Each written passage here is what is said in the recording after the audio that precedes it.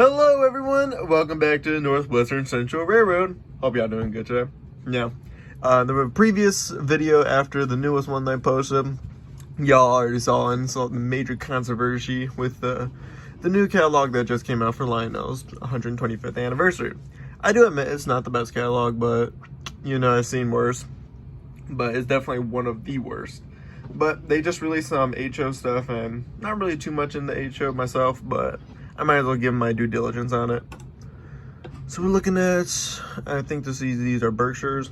I mean, it's fine, but another thing I'm gonna say is this is HO, so it's probably gonna be about maybe a few centimeters in scale.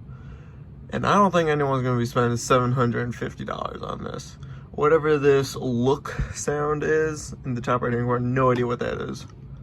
And also some of these just look like Greenbriers instead of actual Berkshires. This one's got DCC, fan driven smoke, no idea what ESU lock sound 5 decoder is. Looks like the DCC 20-inch minimum wage curve, so that's pretty average.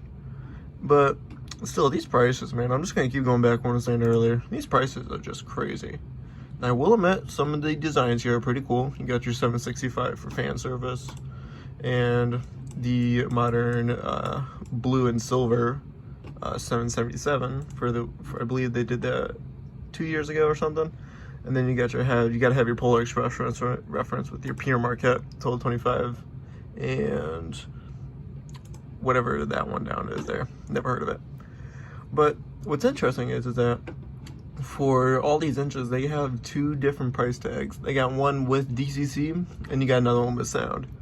Personally, at least in my opinion, HO is fine, but I don't think I would be going crazy for sound. But even with these prices, man, $650 without it and $750 with it. Just adding an extra $100 for a terrible sound set is just not worth it. And if you have heard about the controversy with the old Berkshires that Lionel was starting to make, that stuff had really terrible sound effects with the wheel rotation, or at least a chuff sound effect activated on the tender instead of the actual drivers. And the problem with that is, I believe it's 4 chuffs every rotation. So when you get to a modest speed or anywhere near fast, it's gonna sound like a machine gun. Personally, I would say not a good design. But that's just it with this catalog. We got 2 more coming up. Now we're moving back into O-Gauge with the Legacy ES44. I'm surprised that they didn't put this in the regular catalog because, you know, all the stuff that happened already. Just a standard ES44 and that's it. Let's move on to the last catalog that they just released. Now this one kind of caught my eye. We got HO ore cars, and I'm hoping that this is actually something new that they're doing with brand new tooling, because you all know that Lionel's HO stuff that they have been making lately just has not been brand new. It's old, model power, Kato, maybe Mantua stuff from the 70s and the 60s.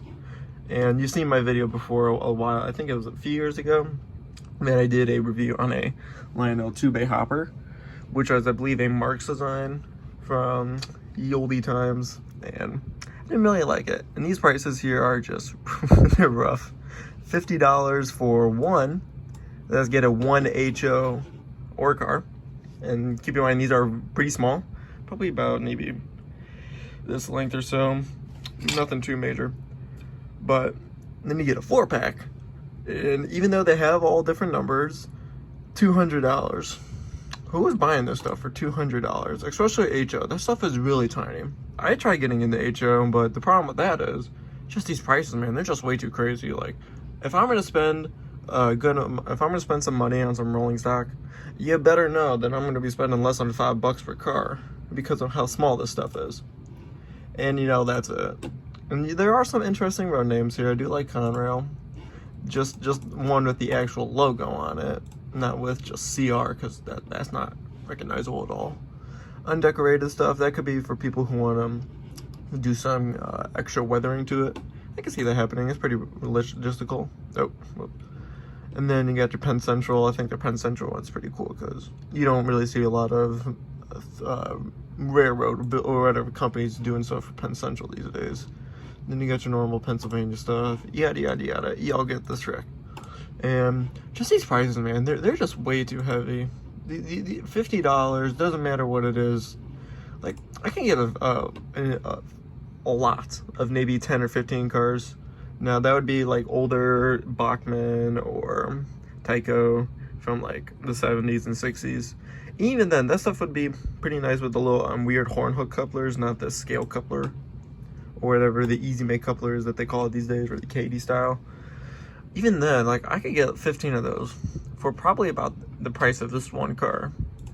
So pretty much whatever modern HO stuff that a lot of people are making, it's just not appealing to the demographic that are for the beginner hobbyist, or just someone who wants to at least experience or taste the waters with different brands.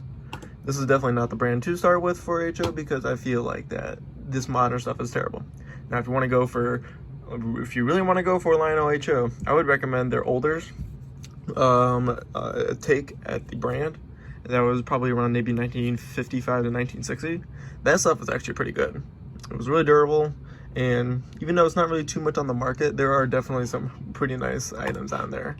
And most of them are pretty straightforward reissues of their HO, not of their HO, their O-Gauge product line. But yeah, that's it with this catalog. And yeah, I just want to do another quick little detailed, thorough go through of these catalogs, because, you know, want to jump on the bandwagon. And yeah, that's gonna wrap it up for this short video today. Like, comment, subscribe, hit the bell icon. Y'all know by now. Don't want to impress y'all too much of it, but you already know the drill. So yeah, that's gonna wrap it up for this video. This is the Northwestern Central Railroad signing off. Have a very nice day.